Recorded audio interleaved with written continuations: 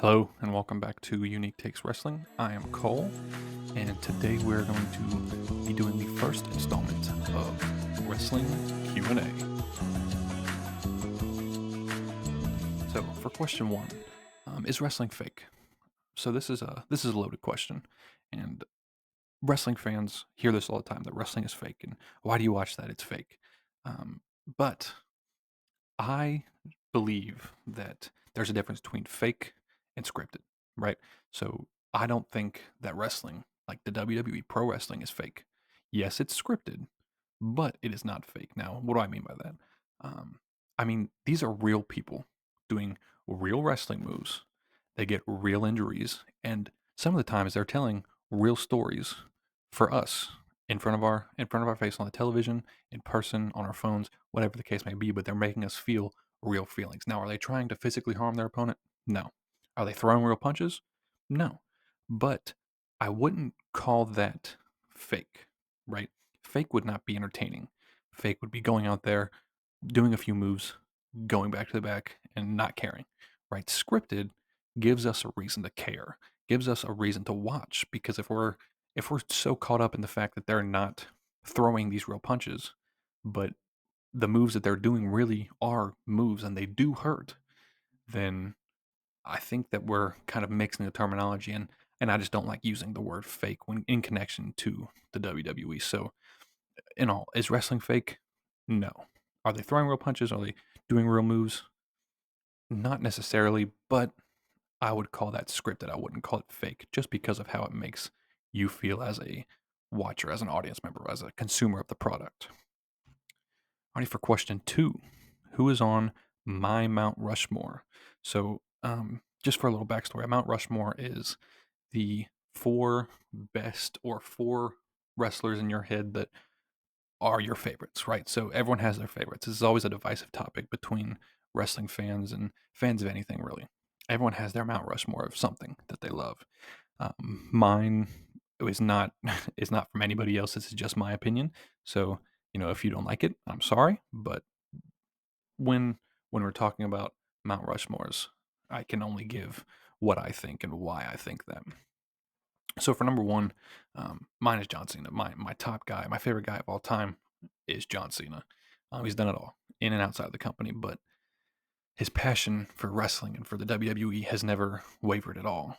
He is a 16-time world champion. Now that is tied for the most ever world championships, and we'll get back to that in a minute. But he's also a 5-time U.S. champion, a 4-time tag team champion, and that's just the titles that he has won. That doesn't count the Royal Rumbles that he's won, the Money in the Bank that he won, the WrestleMania main events that he's been in, that he's won, that he's lost, any of the pay-per-view buys, any of the merch sales.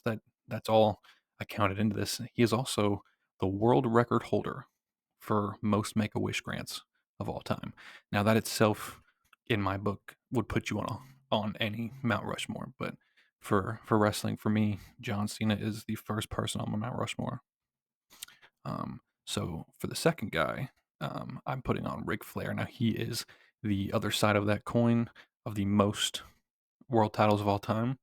Um, he is also a 16-time world champion, and I think that he really changed the way that wrestlers were thought about back in his day. Instead of being a big, rough built guy, he was more of a flashy, a showman.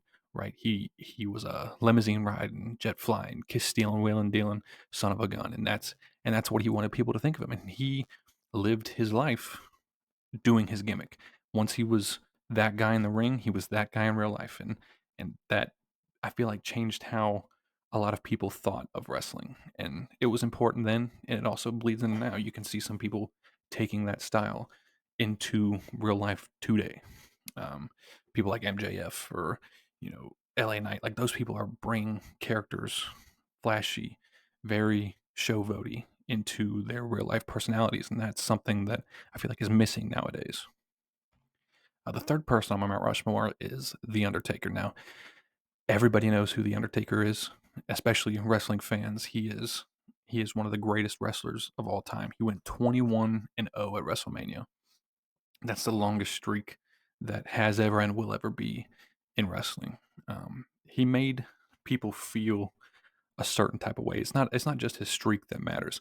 He made people believe when he first came into wrestling that he was dead and that he had been resurrected by Paul Bearer. Now that's a crazy thing to think about now, but it was real and people really thought that about him. So, not just him coming in like that, but him being the character and him living it his whole life up until recently. He has lived the Undertaker character, and when he needed to change it, he changed it from, the dead man to the American biker to now, or to the Undertaker, and now to Mark Calloway. It's one of the most impressive things I've ever seen. So that's why Undertaker is my third person on my Mount Rushmore.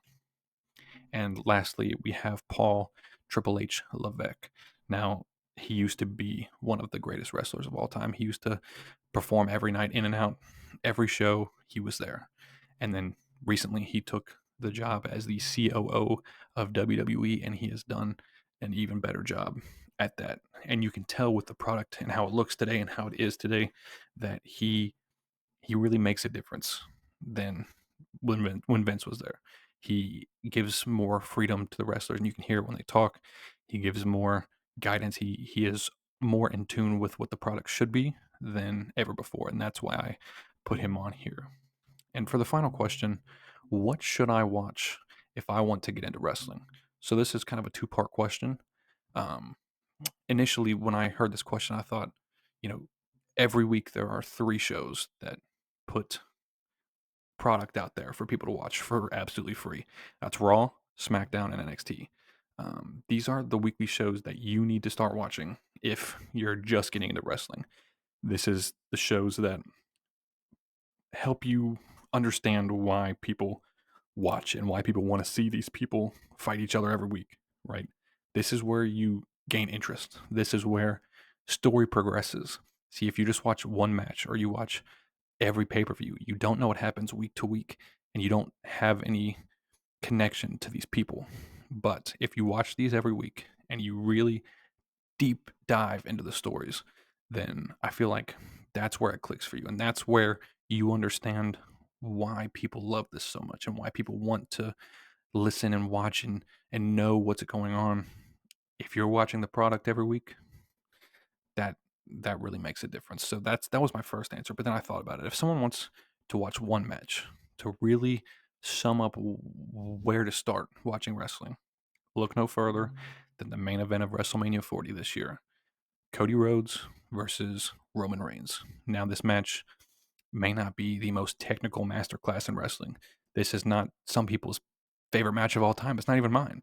But this has portions of the past, the present, and the future going throughout the match. The story told here is a 4-year long story, even longer if you count when Cody left the company.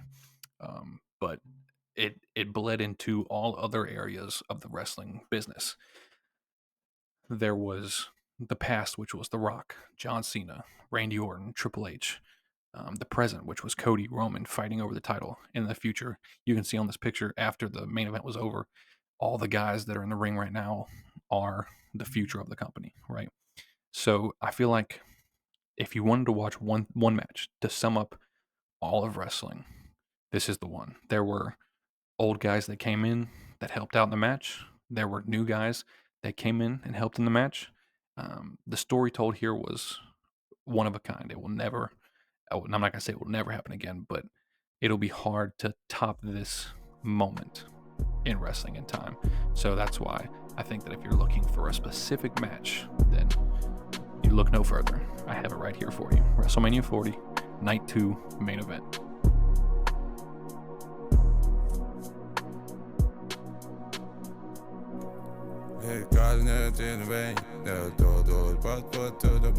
Tell us what the party is, she go, babe. Tell the bay.